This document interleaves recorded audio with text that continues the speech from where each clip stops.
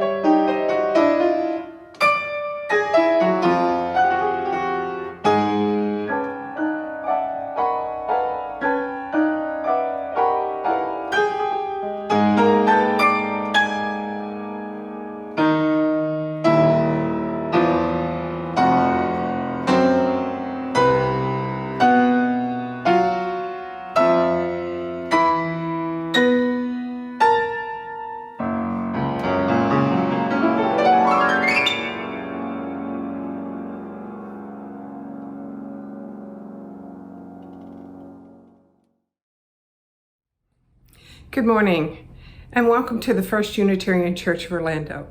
My name is Beverly Allig. I'm one of the worship associates here. This morning, I'd like to begin by reading the words of Rachel Rott, a short piece entitled Welcome Home. Welcome, you questioners, seekers of truth with a capital T, pilgrims longing for sanctuary, travelers needing harbor from the storm. Welcome those who are holding on by a thread, determined breakers of the chains of loneliness and isolation. You push through your fear because something told you that you deserve to belong. Welcome home. Welcome those who braid ropes again and again.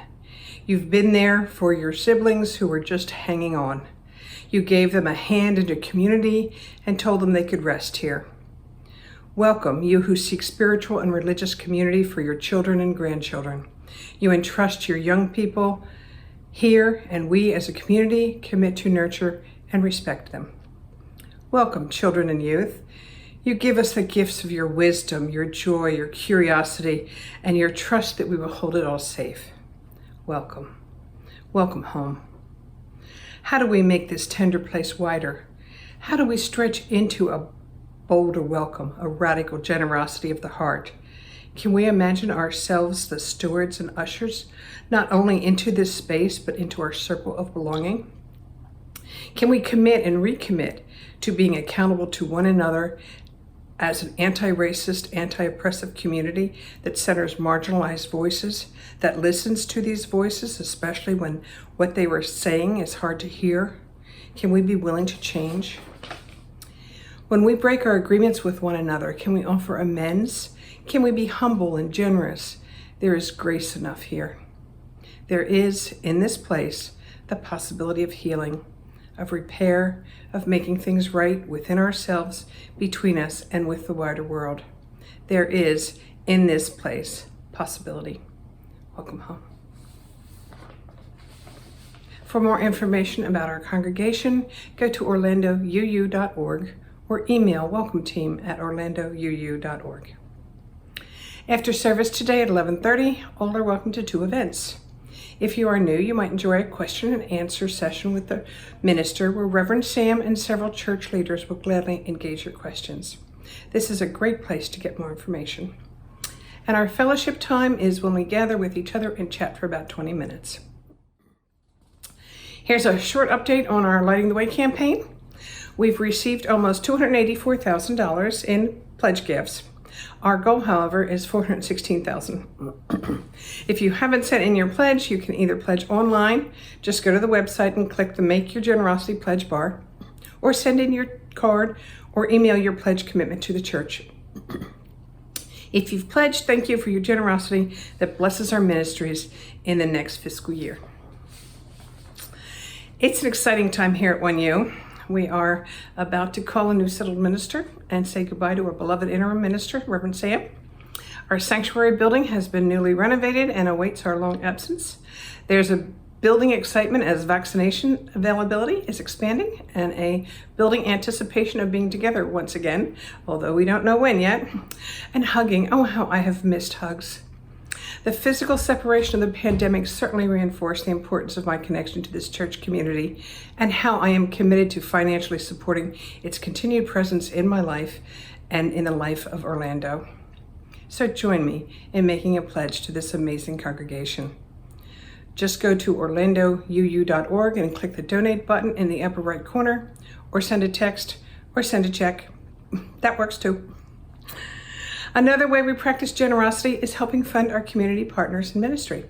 This month, our Share the Plate offering benefits Joy MCC Food Pantry. Here are ways you can give to Share the Plate. And finally, just a reminder that towards the end of the service, we'll have a special announcement from the Ministerial Search Committee. It's great being together this morning. Now let's gather and worship.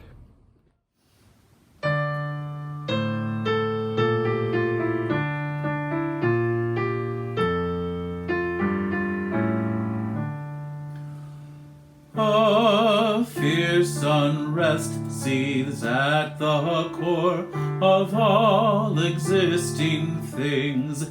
It was the eager wish to soar that gave the gods their wings.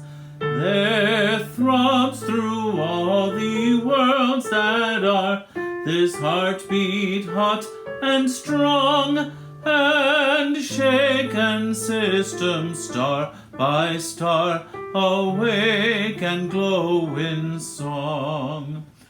But for the urge of this unrest, these joyous fears are mute. But for the rebel in our breast, had we remained as brutes, when baffled lips demanded speech, speech trembled into birth. One day the lyric word shall reach from earth to laughing earth. From deed to dream, from dream to deed, from daring hope to hope, the restless wish, the instant need, still drove us up the slope. Sing we no governed firmament, code-ordered, regular. We sing the stinging discontent that leaps from star to star.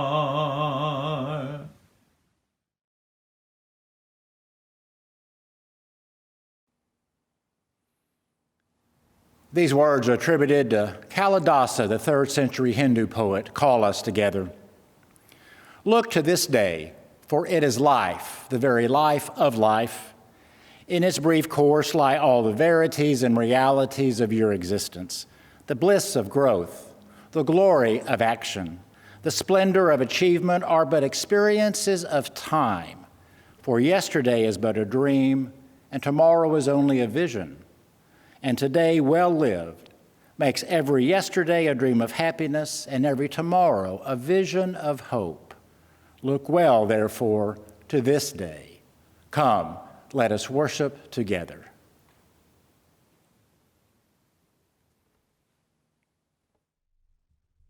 Good morning. My name is Logan Donahue, and I am a member of the First Unitarian Church of Orlando. It's my honor to be here with you this morning. Unitarian Universalists at the beginning of their services usually start with the lighting of a chalice, a symbol of our faith, and also a representation that we're entering into sacred time together. So, if you will, please recite with me these words as I light today's chalice. In the light of truth and in the warmth of love, we gather to seek, to sustain, and to share.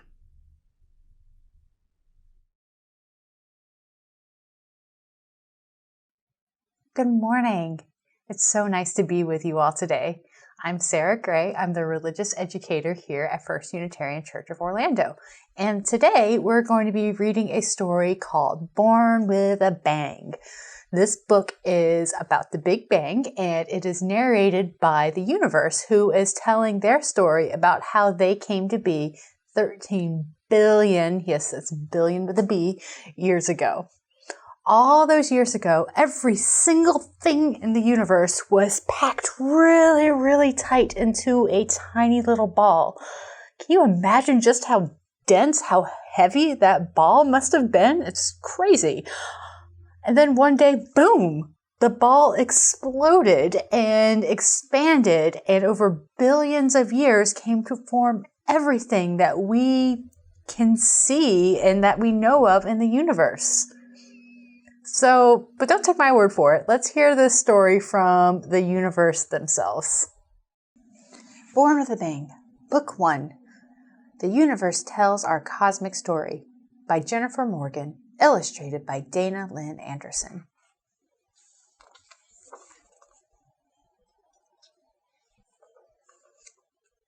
One day, you were a tiny speck buried deep in the dark inside your mother. But you couldn't stay small. You grew and grew until one day you were ready to leave the darkness. On that very special day, your birthday, you were born into the light. I, too, had a special day when I was born, but there is no light for me to be born into. I am the universe. You are inside me from the very beginning, but not in your human form. I was bursting with wild and dazzling dreams of galaxies, stars, and planets in radiant colors, bright yellow, molten red, piercing blue. In dreams, I saw strange creatures. Fish cruising deep blue seas, insects alighting on flowers, reptiles basking on hot rocks in the sun, birds swooping down on their prey. And I saw you too, gazing at stars.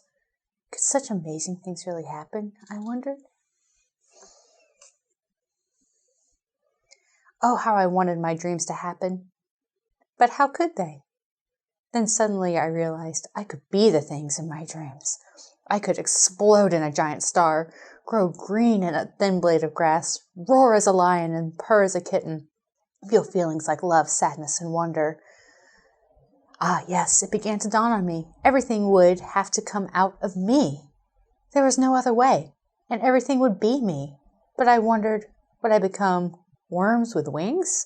Foxes with fins? Tulips with toes? Or boulders with brains? I was puzzled.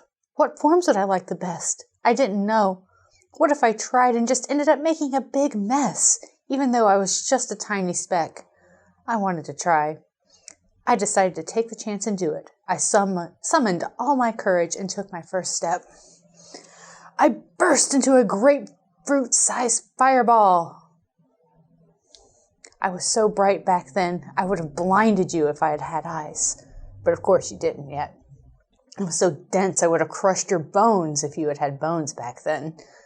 But of course you didn't yet. I was so hot I would have vaporized your muscles if you had had muscles back then. But of course you didn't yet. I couldn't hold myself at grapefruit size anymore. I was really ready to go for it. Then a flash space exploded inside me with unimaginable power. I blew up to the size of a galaxy.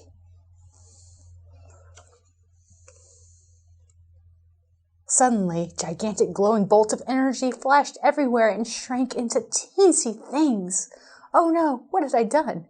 Actually, I had done something incredible. Yes! I turned energy into the very first things, tiny particles. Oh, blast! A frustrating thing kept happening. Every time I turned energy into a particle, its exact opposite, an antiparticle, would appear. The two sides were at war, yet both were part of me.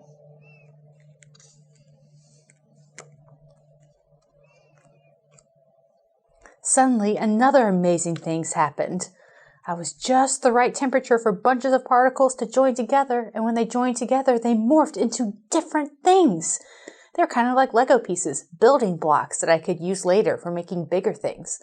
I had made my very first atoms. They were atoms of hydrogen. These enormous hydrogen globs started igniting into mother stars. I was shaping myself into galaxies. Mysterious black holes appeared at the center of many galaxies. Your mother star mixed together bunches of hydrogen and baked them at 3 billion degrees into lots of different new elements or building blocks.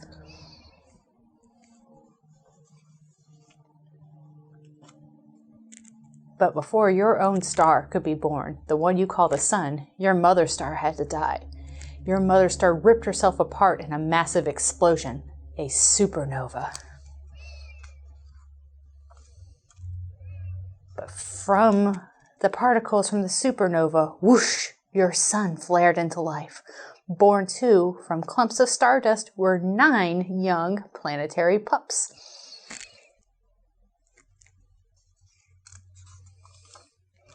The third pup inside the young planetary pack, your Earth, was a burning red ball of molten stardust.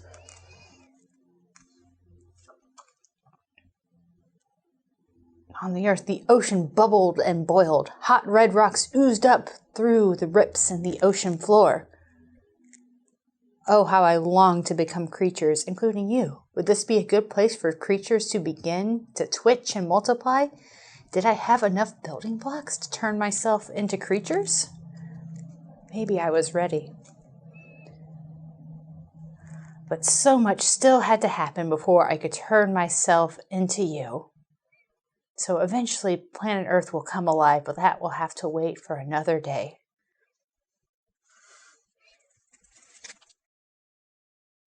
Thank you for sharing that story with me today. So as we get ready for the next part of the service, I'm wondering a few things. I wonder how the universe felt when they started to expand. Did they know what was going to happen? I wonder if they were scared. I wonder if they were excited to see what they were going to change into. I also wonder how you feel when things change in your life. Do you always know what's going to happen? Do you feel excited about the change, or do you feel scared sometimes? I wonder what would happen, how we would feel if we stayed worried about change all the time. I wonder how we would feel if we were more relaxed about change and let the change happen to us instead of always worrying what's going to happen next. What do you think?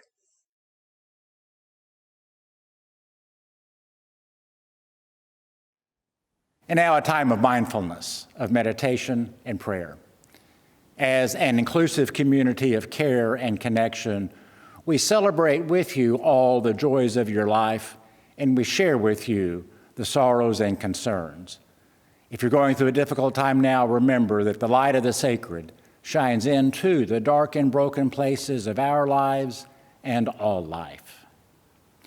In a moment during the meditation and prayer, we'll be having silence after, where you may use comments or chat to name anyone in your life in each prayer, remembering or honoring in our communion of names. Our meditation and prayer this morning is from Lynn Cox. But first, let's take a deep breath together. Mindful in this simple act, we declare our interdependence with each other and with all. And now let's sing to open our hearts.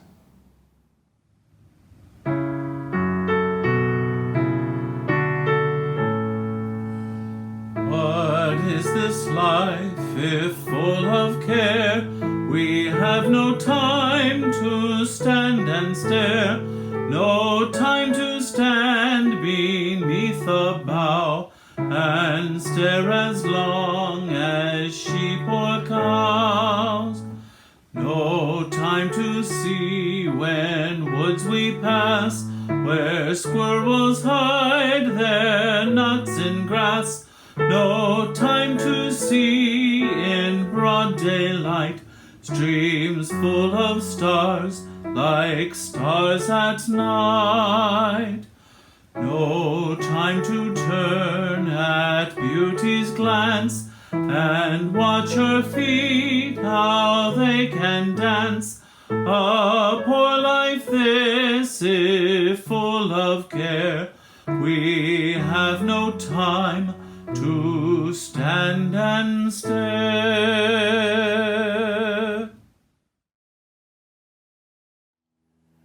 Creative Spirit, source of life and love, we give thanks for the beauty of this day. Thanks for the breezes of change, clearing our heads and bringing fresh ideas. May they cleanse our minds of the oppressions and isms that divide us. Thank you for the flame of hope, the heat of righteous anger, the warmth of compassion, and the fire of commitment. May they bubble the cauldrons of transformation. Thank you for oceans of love, rivers of connection, tears of relief, and pools of serenity. May healing waters flow over us and through us and among us, wearing down the sharp rocks of despair to bring joy in the morning. Thank you for the good earth beneath us, around us, within us. May we take this clay and co-create a new realm of justice and beauty. We accept our gifts and commit to building, sculpting, painting, singing, and dancing them to life, to abundant life. And so we are mindful of those not now experiencing an abundant life. We pray for all those hurting in any manner of body, mind, or spirit. For these and for all, we pray for a greater sense of peace, fulfillment, health, vigor, relationship, and sufficiency in all things. Now, with the private meditations of our hearts, we enter the silence in the communion of names.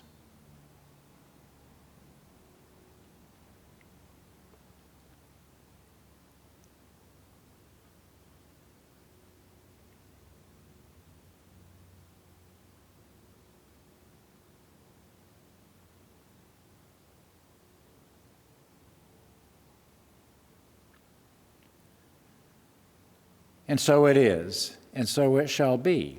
Amen. Blessed be.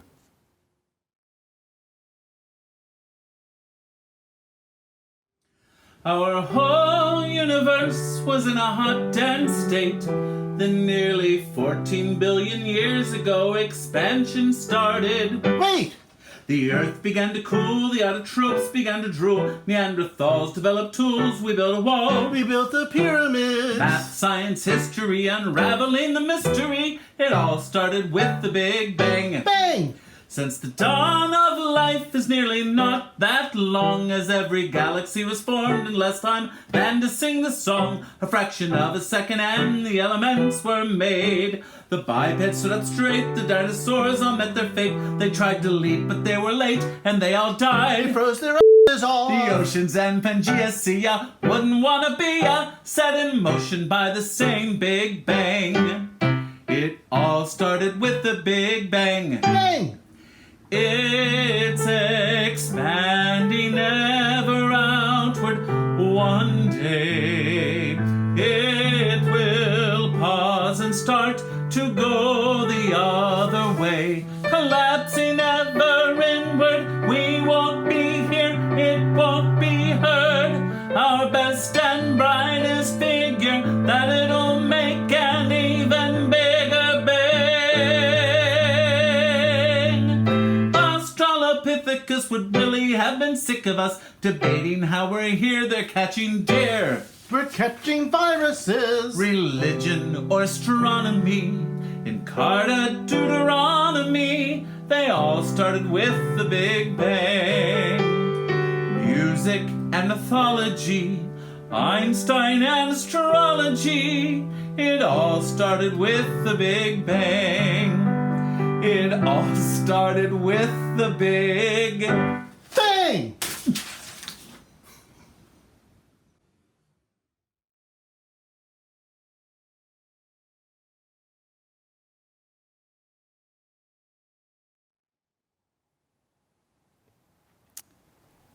It all started with the Big Bang. It all started in disorder and chaos.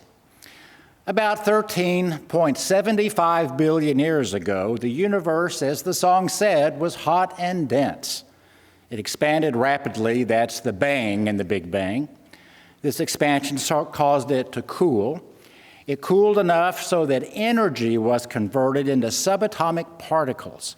These particles glommed together, creating enough stardust that glommed together to create clumps that became planets. Our planet, the Earth, or the third rock from the sun, to name another former TV sitcom, had just the right gases which caused just the right atmosphere for life to take hold for the first time that we know of. And today, here we are.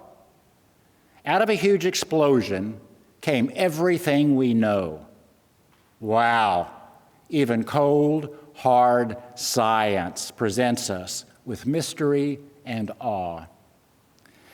The ancients, of course, didn't have a science that postulated anything like the Big Bang Theory, but they did imagine and wonder about how everything there is came to be. And so out of various cultures and religions emerged various notions of these creation stories.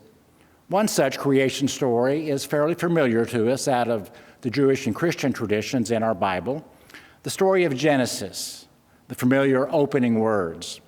In the beginning, when God created the heavens and the earth was a formless void, and darkness covered the face of the deep. A formless void. In some English Bible translations, the word void is interpreted as chaos. The English word chaos comes from the Greek word chaos for formless matter. Chaos was also the Greek god of chaos. So chaos was the original state of things. But that first chapter of Genesis goes on to show how God brings order to the disorder that began the world. So in both science and theology, we see that disorder is what starts everything off. And here's something interesting. The Big Bang isn't just history, it's still happening, like right now. The universe continues to expand, albeit scientists think at a slower rate than it originally did. Expanding, maybe the scientists postulate, infinitely, as the original dense matter pre-Big Bang was, they say, infinitely dense. So maybe there's no end to the expansion, no end to the Big Bang, no end to the creative disorder it brings. No end to creation and expansion. We are still experiencing the Big Bang. We are still experiencing creation. It started with uncertainty. It continues to start with uncertainty every day. In this service here today, every moment we live. Our human response to this uncertainty is to bring order to disorder. That's a good thing. Our lives are made much better because of the inventions and creations we've brought into being. Order, familiarity, comfort are good things. Every life needs order. But sometimes we become so enamored of our ability to bring order that we overly manage and overly control, that we hold on to that which no longer serves us well. We stay in the comfortable ruts in the road because Well, because we've never done it that way. Such thinking fossilizes our experiences, blocks possibilities trying to emerge.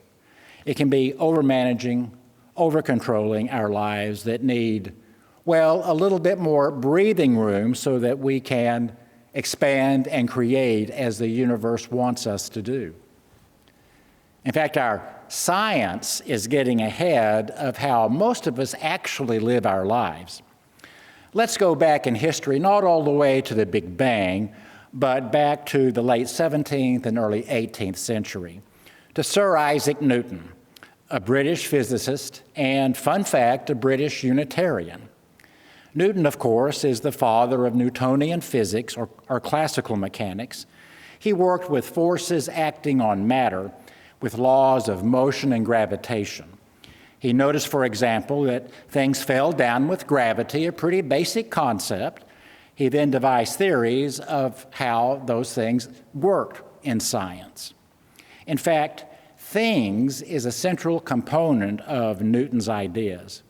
His theories were mechanical. How do things work and against other things in the universe? He thought there were two basic building blocks in all the universe, matter and energy. Then very early in the 20th century, a young clerk in a Swiss patent office came up with an idea he called the theory of relativity. That, of course, was Albert Einstein, whose work took physics into a new era and led us to our modern ideas of quantum mechanics, which describes nature down to the very small scales of things we can't see, atomic and subatomic particles. Newton had said the universe was made up of matter and energy. Quantum theory says basically everything is energy, vibrating at various speeds, with those objects vibrating at lower speeds appearing to us as solid. Newtonian physics saw the universe more as determined, mechanical, machine-like. Quantum physics sees the universe expanding and constantly emerging with various levels of energy at play. Newtonian physics weren't wrong and are still the standard for understanding physics from a macro view, from a very basic view, but quantum thought opened up a new world of micro-reality that we did not previously know existed. Newtonian physics looked at the universe as a machine. Quantum physics looks at reality as relativistic, fluid, oriented in relationship, how one quantum piece reacts or is in relationship to another quantum piece. They're predictable only to a degree. We're still trying to find out how some things actually happen in this subatomic realm. So this is to say that as we discover more and more about how the universe works, we are discovering that it is not as orderly as we thought, or at least its order seems to be in a deeper level that we can't quite firmly get our minds around. It's less deterministic, more evolutionary. It's less static, more fluid, and at times, always surprising. Trouble is, too often we're stuck in mechanistic thought and forget the quantum nature of reality. We prefer our own theories, which we can understand, more than the complexities of, well, reality itself. Margaret Wheatley is a writer and management consultant. She says, we believe order is available only through the control we exert, that we play God with the world, assuming that nothing happens unless we make it happen. We act like God at times, like in the first account in Genesis. Let there be, and it was good, except so often it's not really that good, some of the stuff that we bring into emergence, or it's not working as well as we had planned. I mentioned before the first of the 12 steps of Alcoholics Anonymous and so many other 12-step movement groups. The first step, we admitted we were powerless over alcohol, that our lives had become unmanageable. So in AA, the first step in gaining power over a condition in your life, over an illness in your life, is to admit that you are powerless over it. That sounds nonsensical. It doesn't make sense on the surface of things. And yet, through this step and the 11 that follow it, millions have found sobriety and help with so many other life conditions. Though the origins of AA are in the Western spiritual tradition, this first step, I've often thought, has a fair amount of Eastern Buddhist wisdom to it. To say powerlessness leads to power sounds like a koan that is not rational and yet contains great wisdom. Now, giving up control is not giving up all control, but admitting that we don't have complete control. That sounds self-evident. But if you look at so many of our leadership practices in the world, and if you look at our own human behavior, how we tend to approach our lives and our relationships and our responsibilities, we can so easily get stuck, as Sinatra sang so beautifully long ago, doing it my way and not so much our way. So much of leadership, I think, so much of what passes for leadership is really management, not leadership. Now, there's a place for management and management tools for sure, but mere management doesn't inspire others to greatness. And to be a bit provocative, maybe the sacred works more like the Big Bang and less like the God of Genesis. Can you imagine a little speck, no bigger than a bit of dust under your bed, being so dense and thriving with unexpressed energy, that it explodes into everything that is? That sounds preposterous, but that's how the world started in the Big Bang. That hot, dense spot that became the universe was composed of subatomic particles, neutrons, protons, who know what tons, that continue to emerge in interesting new patterns to find expression. Buddhist teacher and nun Pema Chodron counsels we shouldn't be afraid of paradox or uncertainty. She says, "It takes a lot of bravery to consider that uncertainty is not a threat, that in fact it's creative and powerful. Uncertainty, unpredictability, creative and powerful." Creation continues. What kind of a world do you want to co-create? One of increasing love, advancing service, richer inclusivity, more enduring justice? What kind of a world do you want to co-create? A culture built on a model of deterministic outcomes, or with quantum hope and deepening growth of spirit, soul, and love? Do you approach new situations with beginner's mind? How will you co-create the church you want? Are you hearing the call of possibility? In the Big Bang, there were all the elements in basic form that would eventually, over eons, manifest as the human being, created, in the words of Genesis, in the image and likeness of God, in the image and likeness of the sacred, the divine imprimatur, the inherent worth and dignity of every person. So the universe was pregnant with us when it first emerged, and it is still pregnant with our future generations. We bring our powers together to act upon one another in the greater realm of the forces of the universe, to bless ourselves, to bless each other, and to bless the world.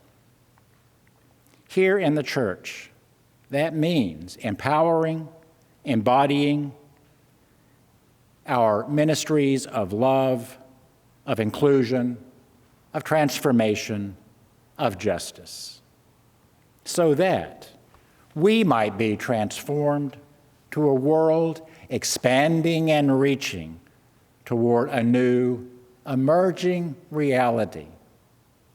And so it is. Amen.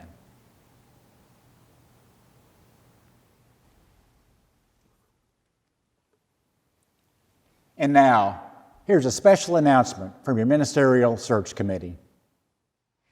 Good morning. Well, the search committee has been working tirelessly, meeting nearly every week since last June, and even more often than that since January. It's been a labor of love for all of us, and we're honored to be part of this process. We listened, and you told us you wanted a strong worship provider, someone with good pastoral skills who wants to get to know you, values music, and can challenge us to share our values in our community. And now, the Ministerial Search Committee unanimously and wholeheartedly selects Reverend Margalie Belizaire as First Unitarian's ministerial candidate.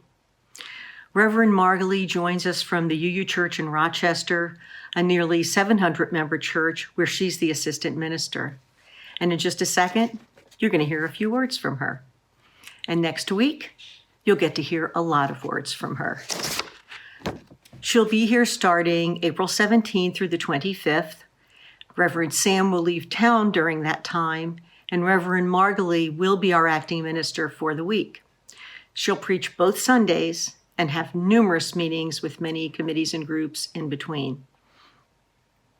The first opportunity for everyone to meet her is next Saturday, April 17th, from 1 to 3 p.m., when we'll be having a socially distant drive-by at church. And she will also be at our virtual coffee hour after her service on Sunday, April 18th. Now, I also want to mention the voting process because this is very important. We want all of our members to vote. Online voting will start Friday the 23rd at 1 p.m. until Sunday the 25th at noon. If you prefer to vote by phone, you'll be able to do so that Saturday from 1 to 3 and Sunday 9 to 12.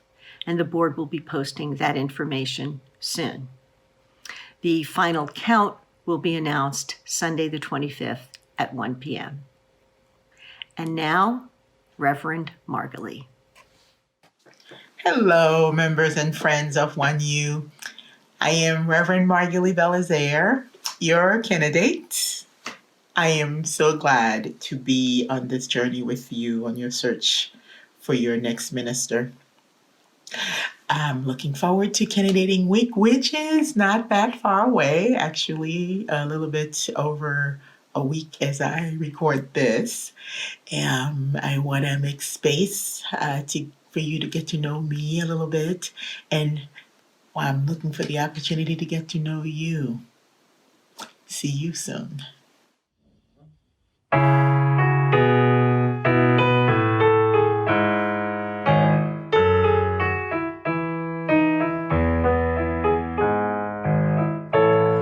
The promise of the Spirit, faith, hope, and love abide, and so every soul is blessed and made whole. The truth in our hearts is our guide. We are answering the call of love. Hands joined together as hearts beat as one. Emboldened by faith, we dare to proclaim we are answering the call of love. Sometimes we build a barrier to keep love tightly bound, corrupted by fear, unwilling to hear, denying the beauty we found. We are answering the call of love.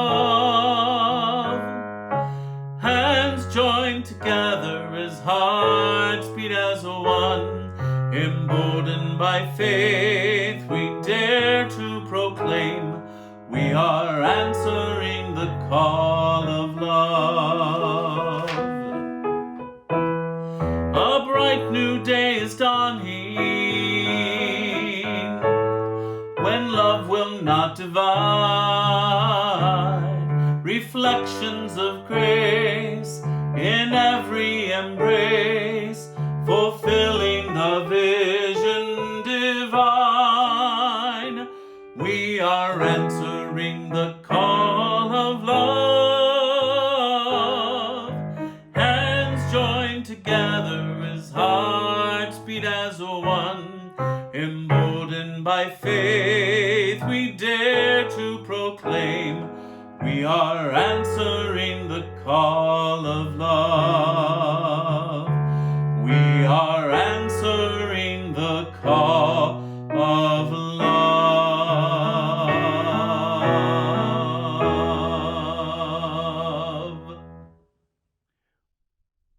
We extinguish this flame, but not the light of truth, the warmth of community, or the fire of commitment. These we carry in our hearts until we are together again.